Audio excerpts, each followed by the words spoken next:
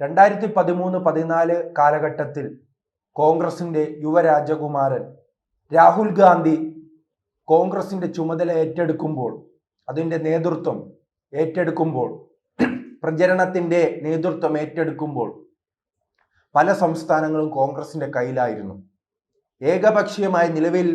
ഏകപക്ഷീയമായി ബി.ജെ.പിയുടെ മുന്നേറ്റമാണല്ലോ ഇന്ന് കാണുന്നത്. അപ്പോൾ അത്തരത്തിലുള്ള ഒരു അവസ്ഥയല്ലായിരുന്നു 2013-14 കാലഘട്ടത്തിൽ. ആ കാലഘട്ടത്തിൽ നിന്നും രാഹുൽ ഗാന്ധി എന്ന കഴിവുള്ള നേതാവ് വളർന്നു വന്നപ്പോൾ ബി.ജെ.പിക്ക് വളർച്ചയുണ്ടായി. ബി.ജെ.പി പടർന്നു പന്തലിക്കുന്നു. അവർക്ക് ശക്തിയില്ലാതിരുന്ന ത്രിപുര, ഒറീസ, ഹരിയാന, മഹാരാഷ്ട്ര അടക്കമുള്ള എല്ലാ സംസ്ഥാനങ്ങളിലേക്കും തങ്ങളുടെ സ്വാധീനം വർദ്ധിപ്പിക്കാൻ, എന്തിന് കേരളത്തിൽ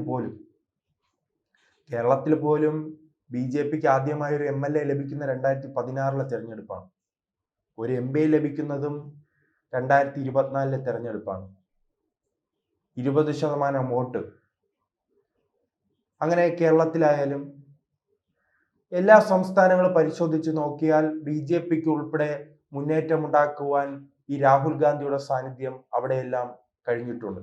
അപ്പോൾ രാഹുൽ ഗാന്ധി വന്നതിന് ശേഷം കോൺഗ്രസ് ഉപ്പുവെച്ച കലം പോലെ ചുരുങ്ങി ഇപ്പോൾ ഒരു കർണാടക, ഒരു ഹിമാചൽ, തെലുങ്കാന. കർണാടകയിൽ തമ്മിലടി രൂക്ഷമാണ്. മുഖ്യമന്ത്രി ഉപമുഖ്യമന്ത്രിയുമായി ബന്ധപ്പെട്ട് തമ്മിലടിയുടെ അതികഠിനമായ രൂക്ഷതയിലേക്ക് പോയിരിക്കുകയാണ്. മറ്റൊരു സംസ്ഥാനമാണ് ഹിമാചലിലും തമ്മിലടിയുണ്ട്. ആ തമ്മിലടി ഉള്ളത് കൊണ്ടാണ് കഴിഞ്ഞ ലോക്സഭാ തെരഞ്ഞെടുപ്പ് കാലത്ത് തിരിച്ചടി ഉണ്ടായത്. കർണാടകയിലും തമ്മിലടി കാരണം കഴിഞ്ഞ ലോക്സഭാ കാലത്ത് തിരിച്ചടി ഉണ്ടായി. പിന്നീട് തെലുങ്കാന, അവിടെ ഇപ്പോൾ ബി.ജെ.പി വളർച്ച കാണിക്കുന്നു. ബി.ജെ.പിയുടെ വളർച്ച ഉള്ളത് കൊണ്ട് തന്നെ അവർക്ക് ബോധ്യമുണ്ട്. രേവന്ത് റെഡ്ഡി ഒരു AVP കാരനായിരുന്നല്ലോ, അതുകൊണ്ട് തന്നെ അദ്ദേഹത്തിന് ബോധ്യമുണ്ട്. തമ്മിലടിച്ചാൽ തങ്ങൾ മൂടോടുകൂടി തന്നെ തകരും. അതുകൊണ്ട് തമ്മിലടിക്കാതെ ബി.ജെ.പിയെ പ്രതിരോധിക്കാനായി ഒറ്റക്കെട്ടായി മുന്നോട്ട് പോകണമെന്ന ചിന്ത അവിടെ ഉണ്ട്. പക്ഷെ അമിതമായ ന്യൂനപക്ഷ പ്രീണനം കാരണം ഒരു ഭാഗത്ത് ബി.ജെ.പി പടർന്നു പന്തലിക്കുകയാണ്. കഴിഞ്ഞ ലോക്സഭാ തെരഞ്ഞെടുപ്പ് കാലത്ത് പരിശോധിച്ച് നോക്കിയാൽ അറിയാം, ബി.ജെ.പിക്ക് 8 സീറ്റ്, കോൺഗ്രസിന് 8 സീറ്റ് എന്ന അവസ്ഥയിലേക്കും അവിടുത്തെ രാഷ്ട്രീയം മാറുകയാണ്. പിന്നീട് കോൺഗ്രസിന് അല്ലെങ്കിൽ ഇന്ത്യ മുന്നണിക്ക് അധികാരമുള്ള സംസ്ഥാനങ്ങൾ നമുക്ക് പരിശോധിക്കാം. തമിഴ്നാട്,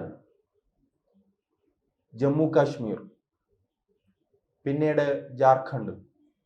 ഈ ജാർഖണ്ഡ് പരിശോധിക്കുമ്പോഴാണ് അവിടെ ഇപ്പോൾ ഭരണം നടത്തുന്നത് JMM, ജാർഖണ്ഡ് മുക്തി മോർച്ച. അതിന്റെ പണ്ടത്തെ ഷിബു സോറന്റെ മകനായ ഹേമന്ത് സോറനാണ് അവിടെ ഭരണം നടത്തുന്നത്.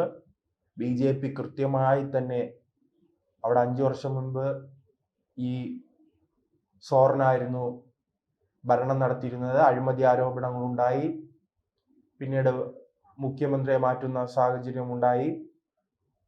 ആ സാഹചര്യത്തിൽ ബി.ജെ.പി നേതൃത്വം പ്രതീക്ഷിച്ചിരുന്ന വലിയ വിജയമാണ്. ഈ JMM-ൽ നിന്നും പല പ്രമുഖരായ നേതാക്കളുടെ തങ്ങളുടെ പാളയത്തിൽ എത്തിച്ച് വിജയം കൊയ്യാൻ കഴിയുമെന്ന് അവർ കരുതിയിരുന്നു. പക്ഷെ സംഭവിച്ചതോ, ബി.ജെ.പിക്ക് വലിയ രീതിയിൽ തിരിച്ചടി ഉണ്ടായി. അവിടെ JMM അധികാരത്തിൽ വന്നു. പക്ഷെ അന്ന് അധികാരത്തിൽ വന്നപ്പോഴും ജാർഖണ്ഡിലെ നേതൃത്വം കോൺഗ്രസിനെതിരായിരുന്നു. കാരണം നാം ബീഹാറിൽ കാണുന്ന കാഴ്ചയാണ്, ജമ്മു കാശ്മീരിൽ കാണുന്ന കാഴ്ചയാണ്.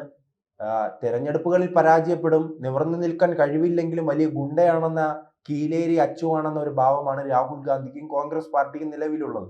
അത് തന്നെയാണ് ജാർഖണ്ഡിലും. സീറ്റുകൾ കൂടി വാങ്ങുക, പരാജയപ്പെടുക. അപ്പോൾ ആ ഒരു നീക്കം തന്നെയായിരുന്നു ജാർഖണ്ഡിലും ഉണ്ടായിരുന്നത്. പക്ഷെ ഈ പാർട്ടിയുടെ JMM-ന്റെ ഒരു ശക്തി കൊണ്ട് വിജയിച്ചു കയറിയപ്പോൾ തന്നെ പലരും പറഞ്ഞിരുന്നു, ഈ സഖ്യം ഇനി മുന്നോട്ട് പോകില്ല. കാരണം കേന്ദ്ര സർക്കാരിനെ അവഗണിച്ച് മുന്നോട്ട് പോകാൻ കഴിയില്ല അത്തരത്തിലുള്ള ഒരു പിന്നോക്ക അവസ്ഥയിലുള്ള ഒരു സംസ്ഥാനത്തിന്. അപ്പോൾ എന്തായാലും ആ സംസ്ഥാനത്ത് നിന്നാണ് ചില വാർത്തകൾ വരുന്നത്. JMM ഹേമന്ത് സോറന്റെ പാർട്ടിയും BJPയും തമ്മിൽ സഖ്യത്തിലേക്ക് ഏർപ്പെടാൻ പോകുന്നു. ഇന്ത്യ മുന്നണിയിൽ നിന്നും പുറത്തു വരാനുള്ള ചില നീക്കങ്ങൾ ഹേമന്ത് സോറൻ നടത്തുന്നതായാണ് വിവരങ്ങൾ. അത് പല പദ്ധതികളും കേന്ദ്ര സർക്കാരിന്റെ ആനുകൂല്യങ്ങളും ആ സംസ്ഥാനത്തിന് നൽകാമെന്ന ചില നീക്കങ്ങളുടെ അടിസ്ഥാനത്തിലാണ് ഡൽഹി കേന്ദ്രീകരിച്ച് ഇത്തരത്തിലുള്ള മുന്നണി മാറ്റവുമായി ബന്ധപ്പെട്ട അതിവേഗത്തിലുള്ള ചർച്ചകൾ നടന്നു വരുന്നത്. അതിന് പല കാരണങ്ങളുണ്ട്. ബീഹാർ പരിശോധിച്ച് നോക്കാമല്ലോ. ബീഹാറിൽ അവസാനത്തെ ഘട്ടത്തിൽ ചവിട്ടി പുറത്താക്കിയില്ലേ.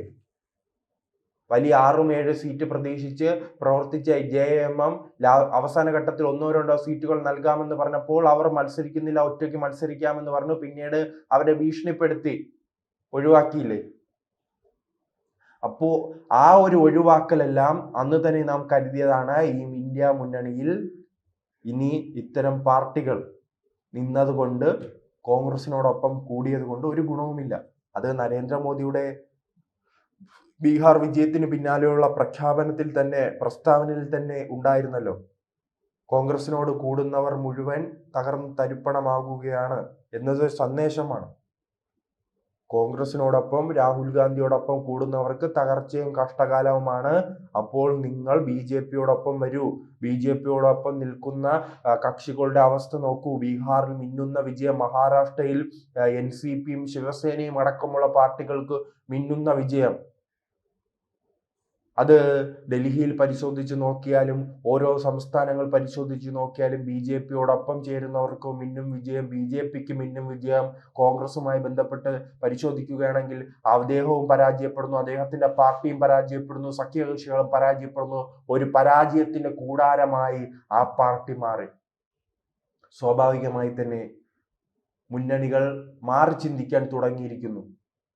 ആ മാറി ചിന്തിക്കുന്ന ഒരു സാഹചര്യമാണോ ജാർഖണ്ഡിൽ ഉണ്ടാകുന്നതെന്ന് സംശയിക്കേണ്ടിയിരിക്കുന്നു.